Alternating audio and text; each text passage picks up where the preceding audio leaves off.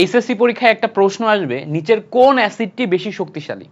এই জায়গাতে আমাদের hello acid, oxo acid, carboxylic acid, তিন প্রকারের অ্যাসিড আছে। এই তিন প্রকারের অ্যাসিড থেকে বিভিন্ন টাইপের প্রশ্ন আসতে পারে।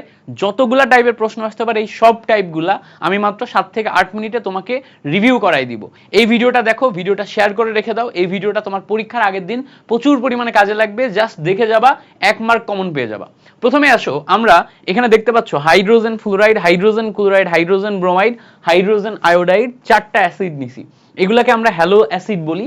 এগুলো হচ্ছে আমাদের হ্যালোজেন যুক্ত অ্যাসিড। খেয়াল করো, সবগুলাতে হ্যালোজেন আছে। যদি আমরা এরকম হ্যালো অ্যাসিড নিই, হ্যালোজেন যুক্ত অ্যাসিড নিই, তখন আমাদের নিয়ম হচ্ছে হ্যালোজেন এক্স। এই হ্যালোজেন এক্স এর আকার যত বড়, অ্যাসিড তত বেশি শক্তিশালী। তো ভালো করে খেয়াল করলে দেখবা, এটা ফ্লোরিন, এটা ক্লোরিন, এটা ব্রোমিন, এটা আয়োডিন।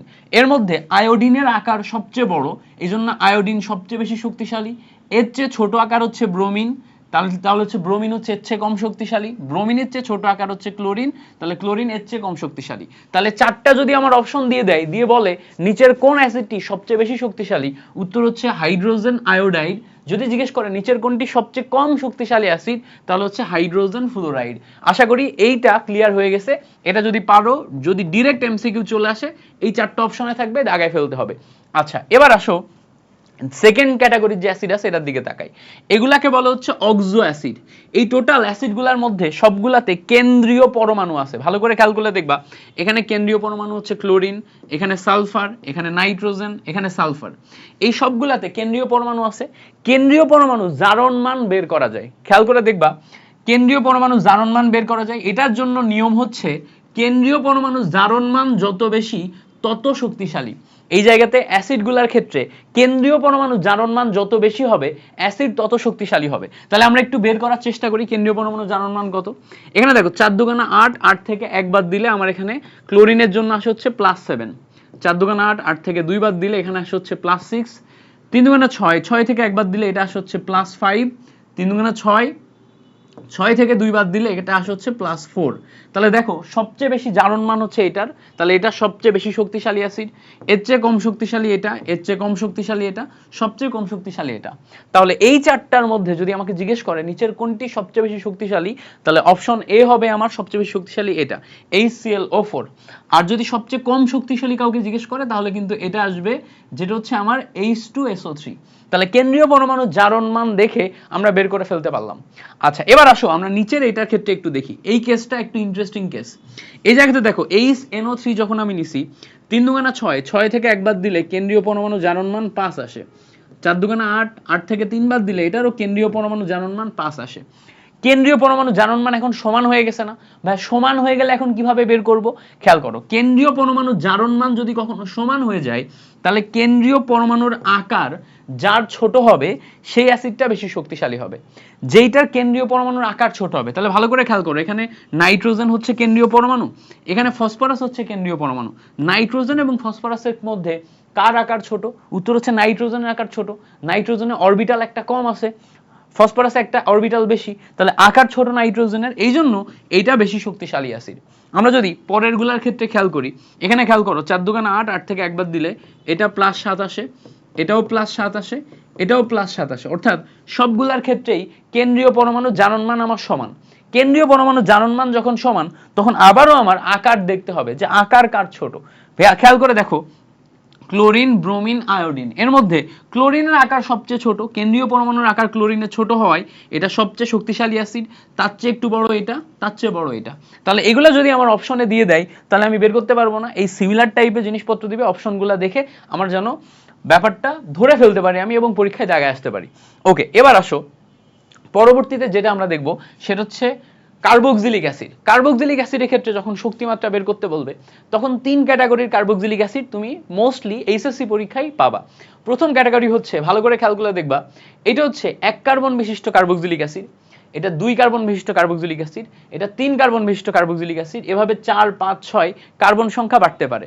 তো কার্বক্সিলিক অ্যাসিডের COOH, এটা তো হচ্ছে তোমার অ্যাসিড গ্রুপ।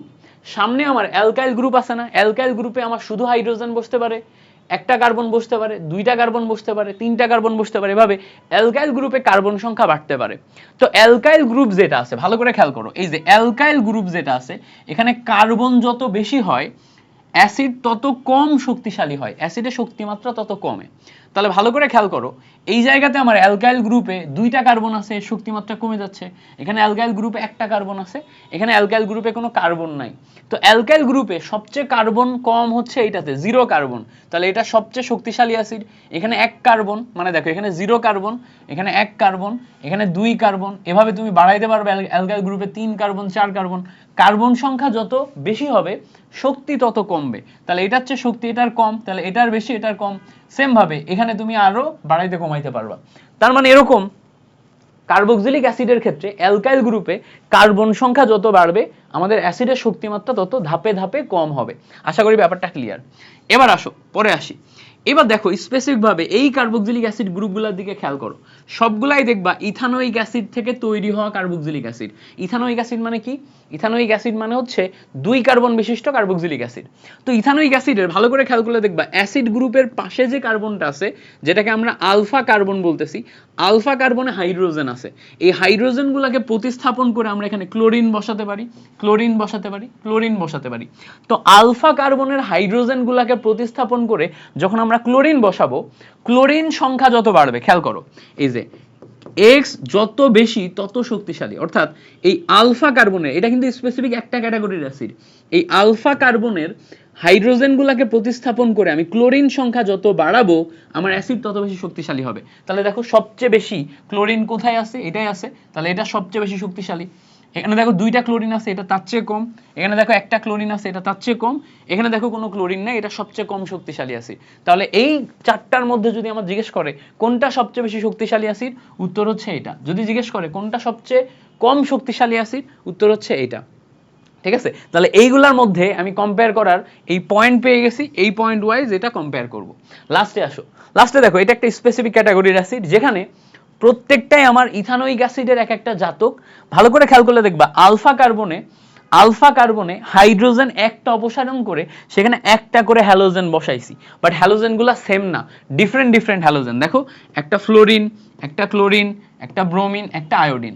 যখন এরকম ইথানোয়িক অ্যাসিডের ওই আলফা কার্বনের একটা হাইড্রোজেনকে আমরা প্রতিস্থাপন করে ডিফারেন্ট ডিফারেন্ট হ্যালোজেন বসাবো, তখন ফ্লোরিন, ক্লোরিন, ব্রোমিন, আয়োডিন এগুলোর ক্ষেত্রে হ্যালোজেনের তড়িৎ ঋণাত্মকতা যত বেশি অ্যাসিড তত বেশি শক্তিশালী হবে। তো খেয়াল করো এই ফ্লোরিন, এই ক্লোরিন, ফ্লোরিন আর ক্লোরিনের মধ্যে তড়িৎ ঋণাত্মকতা কার বেশি? ফ্লোরিনের বেশি। এই জন্য ফ্লোরিন তুলনামূলক বেশি শক্তিশালী হবে, ফ্লোরিন যুক্ত কার্বক্সিলিক অ্যাসিডটা। আচ্ছা, ক্লোরিন আর ব্রোমিনের মধ্যে ক্লোরিনের শক্তিমাত্রা বেশি, এই জন্য এই কার্বক্সিলিক অ্যাসিডটা বেশি শক্তিশালী। ব্রোমিন আর আয়োডিনের মধ্যে ব্রোমিনের বেশি, এই জন্য ব্রোমিনটা বেশি শক্তিশালী অ্যাসিড। তো এইগুলা হচ্ছে আমাদের শক্তিমাত্রার ক্রম। তো এভাবে আমরা প্রত্যেকটা জৈব অ্যাসিড প্লাস হচ্ছে আমাদের হ্যালো অ্যাসিড, অক্সো অ্যাসিড এগুলার শক্তিমাত্রার ক্রম নির্ণয় করে এমসিকিউ কিন্তু পরীক্ষার হলে অনায়াসে দাগায় ফেলতে পারি। আশা করি 8 মিনিটের এই ছোট্ট ভিডিওতে আমি তোমাকে অ্যাসিডের শক্তিমাত্রা সম্পর্কে একটা ক্লিয়ার ধারণা দিতে পারছি।